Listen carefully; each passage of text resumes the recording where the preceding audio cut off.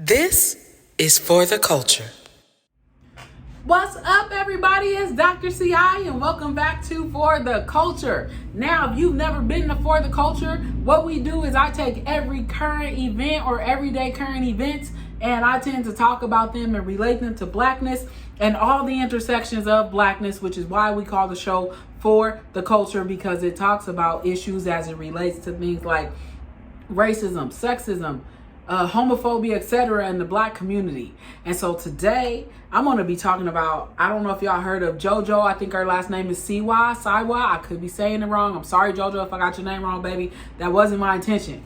But this young woman is a YouTube influencer, right? Now, recently she came out because her cousin had brought her a shirt that said something like best gay cousin ever, and she wore it on her show, and people start flipping out about the fact that this young teenager came out. Now here's my question to y'all. Why are y'all flipping out? What is the issue with a young person even coming out or having to come out? Now, as many of you know, I am and consider myself a heterosexual person, and I'm also a cisgender woman. But with that, I understand the privileges of our communities. And within our community, I really want to talk, and when I say our, y'all know I'm talking about the Black community, homophobia and the issue with homophobia, as if Blackness and queerness or LGBTQIA-ness cannot coexist and don't coexist, okay? Because they do. But with this young person who identifies, I believe, as a white person, there's still an issue of homophobia.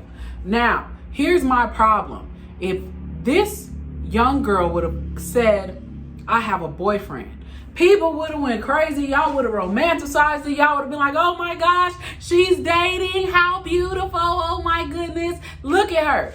But if she comes out and says, oh, I'm gay or I'm a lesbian, all of a sudden we like, oh no, she don't know what she wants. She's too young. She can't understand it. That's the problem. Because think about how cute we find it when we see small children, for example, who are of the opposite sexual identity or gender identity, I should say, not sexual identity. My apologies. We see them kissing each other and we say, oh my goodness, look how cute that is. They're going to grow up to get married. They're going to grow up to do great things and have kids. We start to fantasize and romanticize their future. But if we saw two young girls kiss, we'd be stopped and be like, oh my gosh, that's not right. Or oh my goodness, many of us, not all of us, right? And this is the issue, is that we underestimate children and what it is that they know about sexuality, right? Now, I'm not saying that children are sexual beings and that pedophilia is okay or any of that shit. I am not saying that in any way, shape, or form. But what I am saying is that the level of awareness in children is growing. Right? And around all things, racism, sexism, homophobia, their sexual identities, their gender identities, their idea of what equality and equity is and how it exists, right? So who are we to all of a sudden tell children that they don't know their sexual identities? It's like if your son started to date women at a young age, you'd be like, oh my gosh, he's going to be a heartbreaker. He's going to be amazing. He's going to have a girlfriend. He's going to get married. Like, as parents, we start to see for them the same standardizations of sexuality that have been perpetuated in us as young children and grown into adults. But, and here's my but, what if we create a space where people can experience what they might be attracted to sexually at a young age and make it okay and educate our children about the spectrum of sexuality and not as if it is a binary, right? Sexuality is a spectrum, and people need to understand that people can love and identify who they love at younger ages because they're becoming more aware. I mean, you see now that children have started to become more enlightened. I'll never forget when I was visiting one of my friends, and her son, who was in the second grade, was talking to us about the fact that one of his classmates was saying that he was bisexual because he was intimately attracted to girls and to boys. And the teacher lost her goddamn mind, right? Because we're not ready for that. It's not that children ain't ready for it. Y'all listen to me when I say we're not ready for it, or some of y'all not ready for it, because I'm ready, but I'm talking to y'all. It's like, what is it about us that makes us think that children at what age don't have a right to understand who or what they are attracted to? what they love and what they like and what they don't like, right? A child will tell you if they don't like the way your food tastes. They'll tell you if they don't like the way an outfit looks on them, etc. Why do we underestimate the potentiality of them to understand their own sexualities? Because we conform to this idea of heteronormativity that says that you have to like the opposite sex, and if you don't, something is wrong with you, right? And so here's what I'm saying.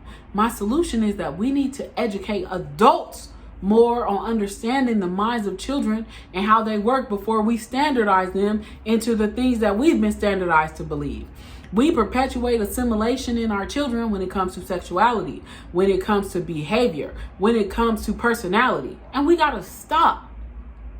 So what I'm saying on this in this sector is to don't punish this young person for coming out. Acknowledge them, celebrate them, that they have that level of awareness at younger ages than when some of us did, right? And what the things we become aware to.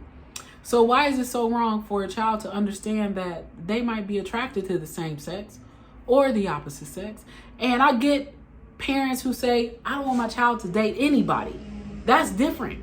But if you just say, as long as my child is my child, they're never going to date the same sex, that's the issue that starts with religious beliefs and is perpetuated into our everyday beliefs, right? And that's wrong.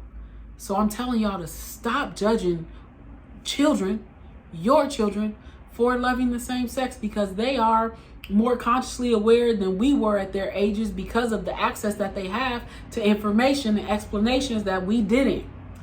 So understand them and educate ourselves about what it is that our children know and how they can also educate us, and give your children the space to, of course, always practice safety when it comes to sex and understanding the level of maturity that comes with that. I get that. But when it comes to attractiveness and what they like, you got to be able to grant them the space for them to tell you that they may not be attracted to the heteronormative thing or heteronormative identities that we perpetuate on them. That's not fair. This is Dr. CI, and this is a segment of For the Culture. I hope y'all enjoy it. I'll see y'all again next week as we post weekly. And also, if you like my shirt, inhale peace, exhale the bullshit, you can go into our description at the bottom, go to our shop at Diverse City and purchase you a shirt. And I will see you soon. Talk soon. Love y'all. Take care of yourselves, one another, and open your minds and your hearts and understand that there are differences that exist in the world, and many of those are okay as long as they're not harming you. Love y'all. Take care. Talk soon.